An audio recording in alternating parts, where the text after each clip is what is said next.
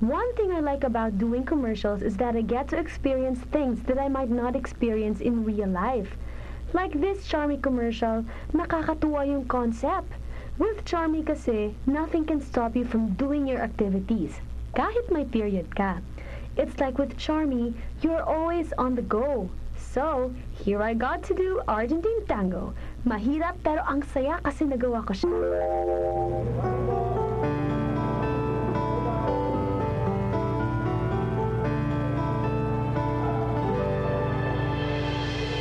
Yeah, actually, all the Charmies naman, every time they got me for a Charmy commercial, ako lahat ng gumagawa.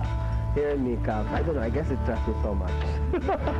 Well, it's not stressful because of course you have to take care of two things, you know. You have to make sure her makeup is okay all the time, my hair is always fixed. So, mas marami kang, mas abala. Ever since before, talagang sanay na ako, kahit ako lang mag-isa, you know, doing her hair and makeup. It's never been a problem. Of course, stressful, syempre, parang people expect so much already, so parang pressure sa content. Well, Charmy has been working with Sarah through the years, in fact, for 6 years already. So, nung nagsisimula pa lang si Sarah, we really trusted dun sa kakayahan niya bilang isang singer, and naniniwala kami na she embodies kung ano yung personality ng Charmy.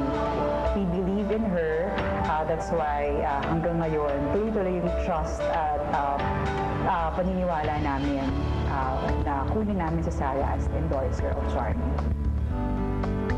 Okay naman, syempre at first medyo di ba parang bago kasi yung ginagawa mo, medyo uncomfortable ganyan, pero naging okay naman yung ano niya, kinalabasan niya.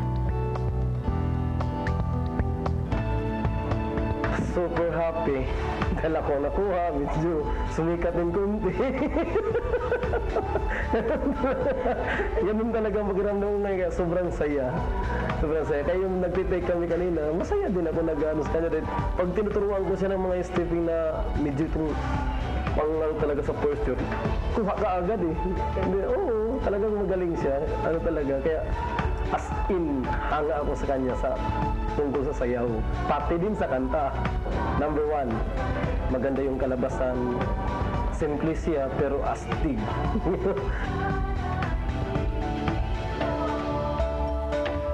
Yung paulit-ulit na eksena, given na yun kasi commercial, piniperfect natin.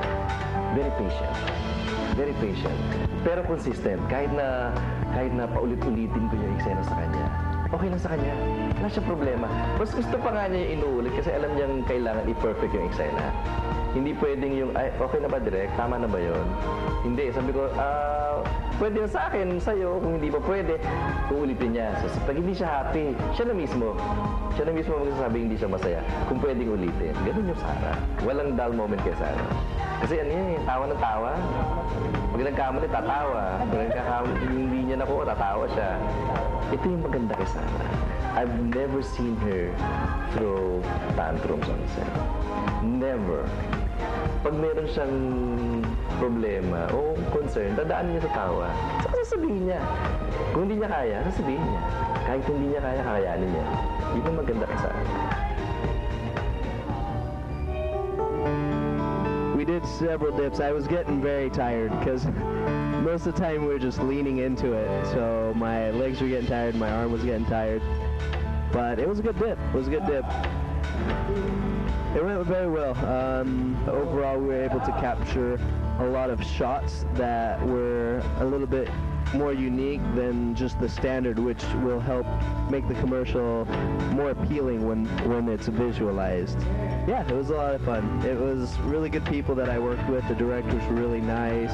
Everybody on the set was really easy to work with, so I actually enjoyed myself quite a bit working with this production.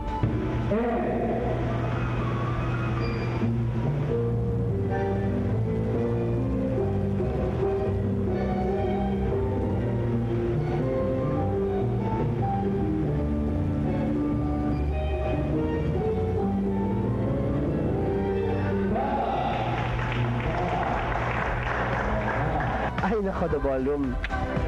Naku, manda kayo sa kanyang ballroom dance step. Kakaiba. Ibang-iba.